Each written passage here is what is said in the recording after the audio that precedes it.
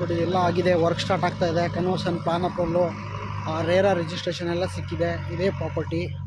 ಇದು ನೋಡಿ ರಸ್ತೆ, ಹುಳ್ಳಿಕ್ಯಾತ್ನಳ್ಳಿಗೆ ಹೋಗೋ ರೋಡು.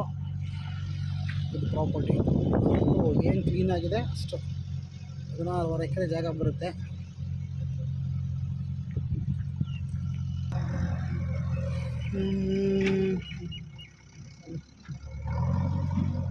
ಸ್ಟಾರ್ಟ್ ಆಗಿದೆ. ಎಲ್ಲ ಮಾಡ್ತಾಯಿದ್ದೀವಿ. ಮಾಡಲಿ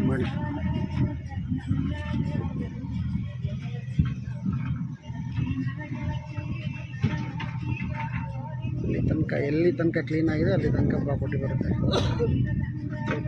total 16.5 acre property. Work start ಆಗಿದೆ. Thank you so much.